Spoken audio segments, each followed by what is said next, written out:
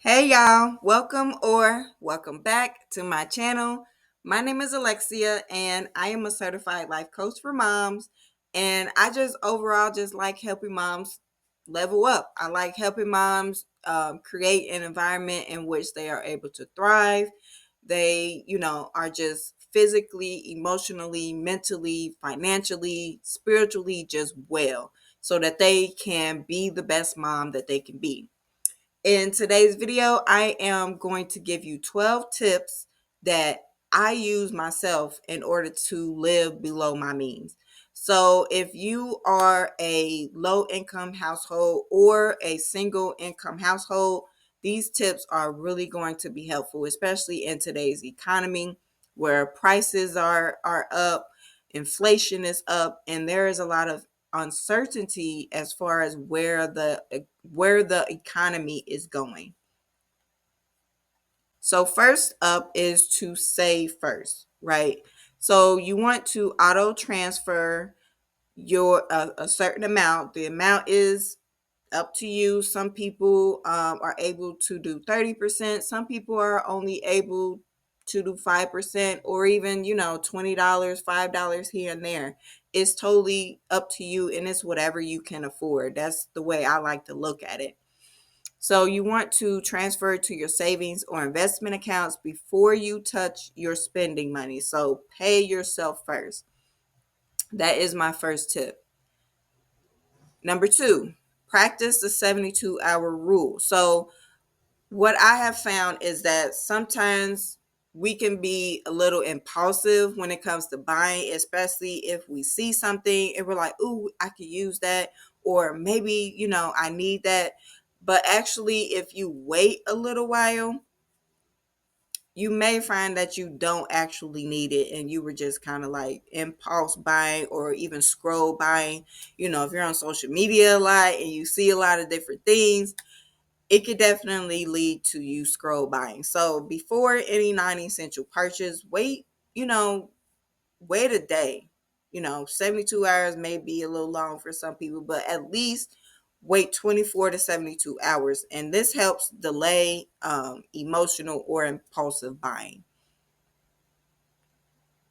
All right, number three, cook more and eat less, right? So food costs are rising and so are takeout fees. I know it can seem like eating takeout is cheaper than buying food at home, but that just depends on what it is you are buying at the grocery store.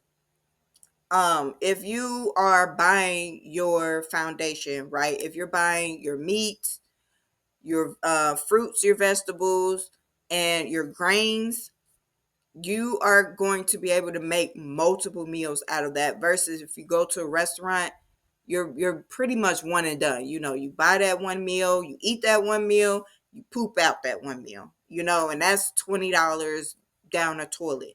Versus if you buy again those foundational foods, meat. If you buy, let's say for example, you want to you can make multiple meals with chicken. So you buy a bag of frozen chicken breasts, right? And then you buy some rice, you buy a pack of pasta, and you buy some spinach. It could be a can, it could be fresh spinach, whatever. You are able to then make baked chicken with rice and spinach on the side. Or you can make baked chicken with penne noodles. You can make you a little sauce, Alfredo sauce. You can make that from scratch. Usually with things you already have in your house. You add the noodles, you add your spinach, boom, now you have chicken and spinach Alfredo or whatever.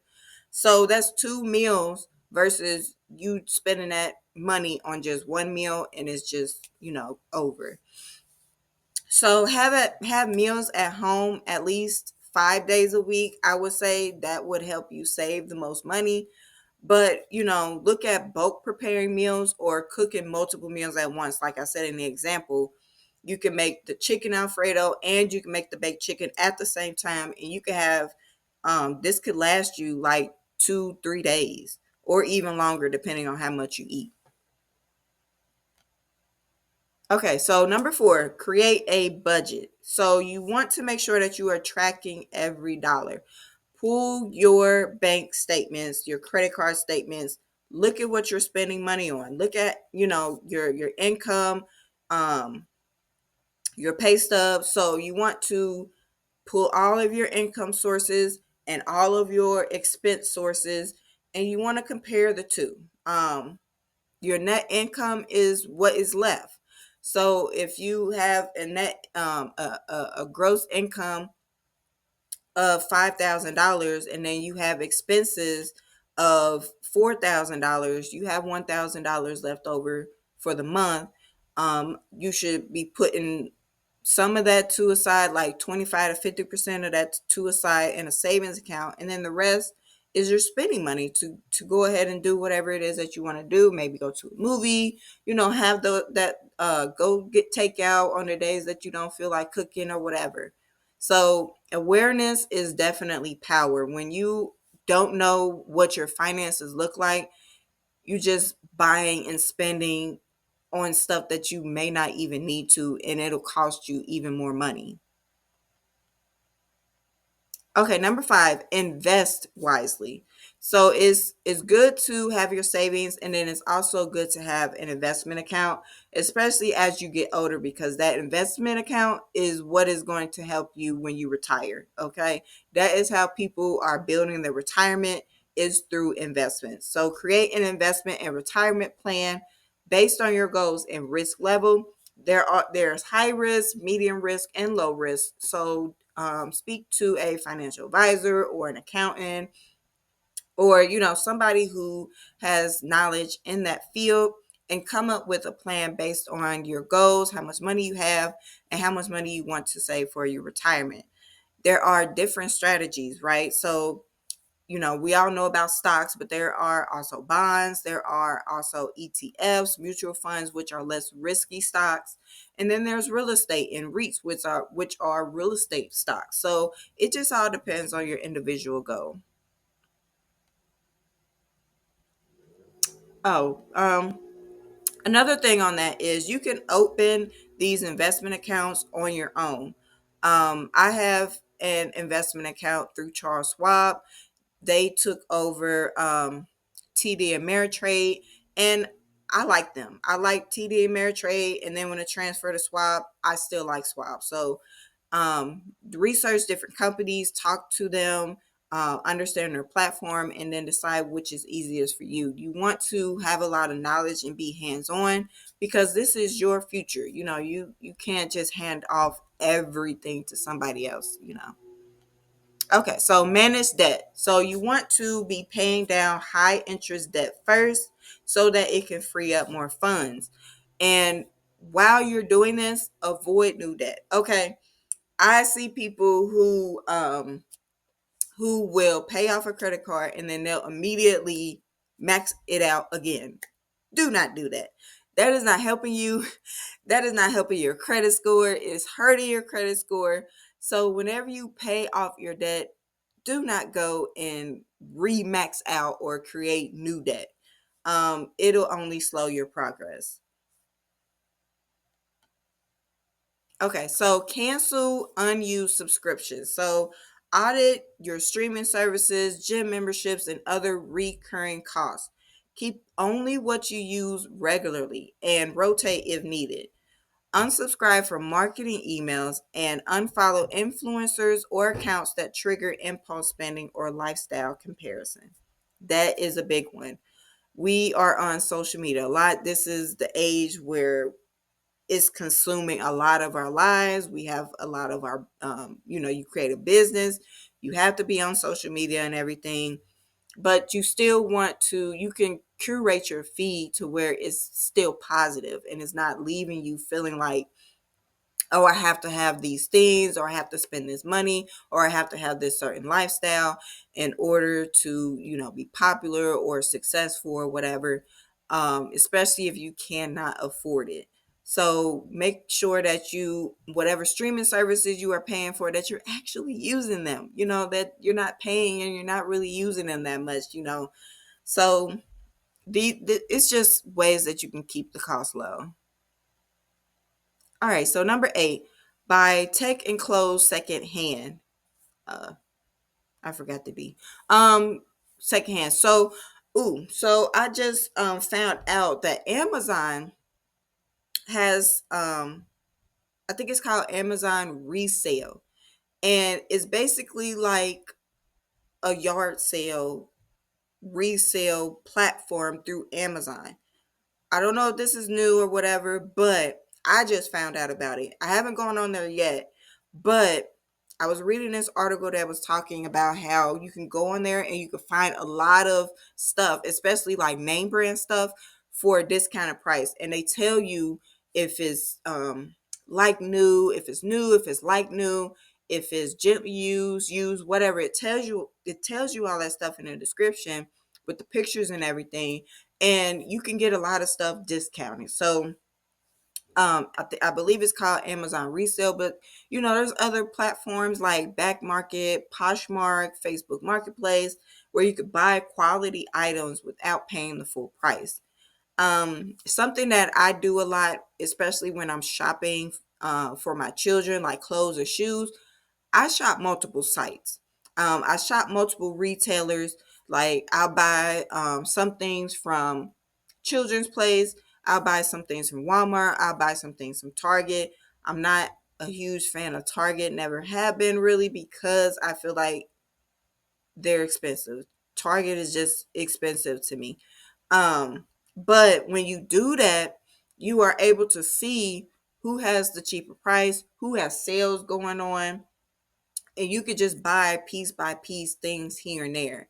They have things, the situation where if you buy a certain amount, you get the shipping for free, or if you have an account with them, you can get free shipping.